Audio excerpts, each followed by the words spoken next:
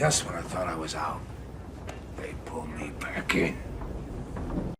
Just when I'm looking for the door and think I could find some peace in AMC, I see a video from Noisy Corax gets put up right here. There's been a new filing in the Al from Boston case, and it's pretty fucking bad. Alright?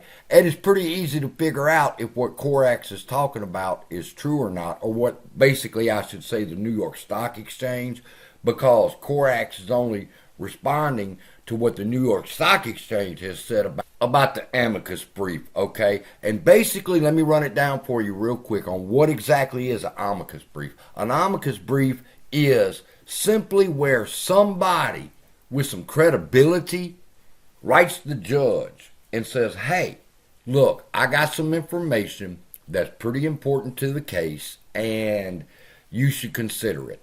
Then, when the judge sees that and he or she goes, okay, let's see what you got, then they file that brief.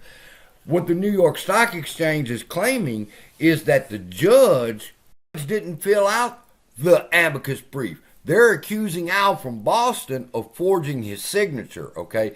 What it says right here is much of the amicus brief does not read like something a retired judge would write. They're saying that the judge didn't write it. It's phrasing in an equivocating language are eerily similar to the language plaintiff uses themselves, okay? They're saying that they don't look like no judge wrote this shit, all right? That it looks like Al from Boston forged it, that the way the process works is the judge should have sent it in himself, but instead, apparently, the judge sent it to Al, and Al sent it to the court, all right? And that violates everything of the amicus brief. Now, I'm not going to try to claim that I know everything about an amicus brief. I did what Al should be doing, and I went over to ChatGPT, and we had an extensive conversation on amicus briefs, what's required, who can do it, and so forth, okay?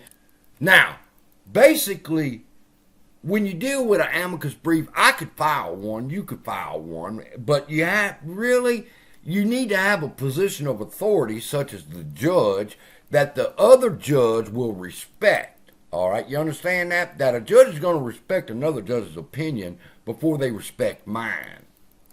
So basically, that's the purpose of the amicus brief that Al filed, to add credibility to what Al has been saying, okay?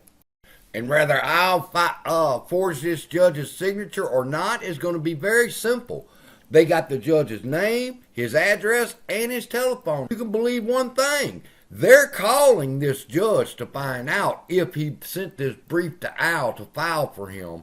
And then we're going to find out what's really going on, all right? And this is kind of funny because it reminds me, the New York Stock Exchange, right here, is accusing Al of the same thing Al accused Judge Zern of. Do you remember when Al filed the motion that said Judge Zern didn't even write her own brief? She got somebody else that wrote it, and she just filed it. Same thing they're saying here. They're saying this judge did not write this, but that puts them in a box, people.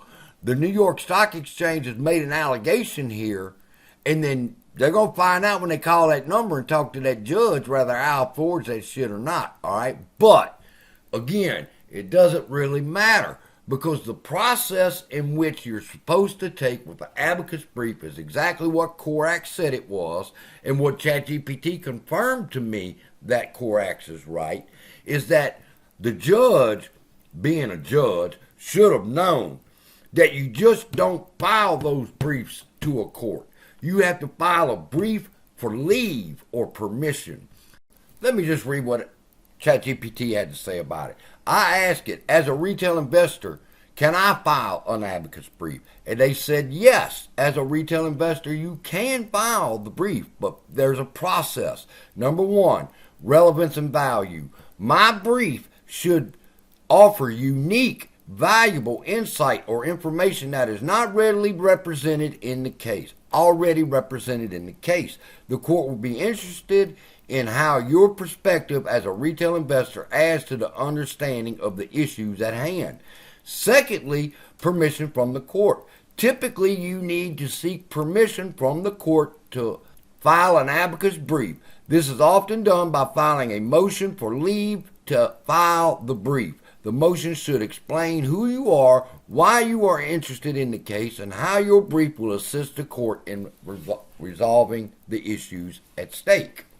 Now, I thought about doing this, but then I thought also I want to be careful who you hook your caboose to, because wherever that train's going, you go with it. All right, which means that if I was to file a request for leave to the court to enter an amicus brief, I'm connecting my caboose to Al's train. And I honestly, I'm going to be honest with you, that's a train wreck ready to happen, because Al just refuses to listen to anybody's advice on what he should be doing. His best friend should be the chat GPT I set up right here, legal writing and arguments. That should be his best friend. All right, and he's never asked me for the link. He's never fucking reached out to me for any help. Never to show him how to use ChatGPT in a proper manner that will get things done right for him. So I don't think I want to connect my caboose to his train. I think it's time that we get ready to come outside of our comfort zone of this computer screen and get our ass up to that courtroom, and let's get things running. All right. And with a case and an argument that I'm pretty fucking sure ChatGPT itself said has a 9 out of 10% chance of winning. All right. So in the next video, I'm going to be talking about strategy. Thank y'all for ordering the books. That money's going to be used wisely. I got to find out how much the court filing cost, and then we can go from there. I'll be updating you on all that in the next day or two. We're going to start moving on this, people. I'm tired of playing games with these motherfuckers. It's time for a fight to get started. And let me tell you something. I've been in a bunch of scraps, and I know how to fucking throw hands. So let's get ready. If they throwing hands over there in Al from Boston, bitch, y'all ain't seen nothing yet.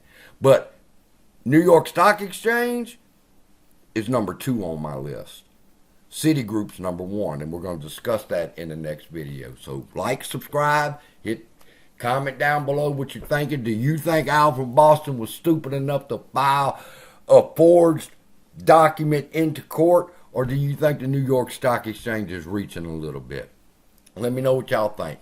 Thank y'all for buying the books. I appreciate it. We're going to use that money to file this complaint into court just as soon as we get things in order. Well, we'll make that for the next video, okay? I'm going to tell y'all what I think we need to do, and moving forward, we'll see what happens. So with that, I love y'all. Be blessed. I wasn't going to give up this fucking fight. I don't quit. I was just discouraged, people. Love y'all. Be blessed. See you in the next video.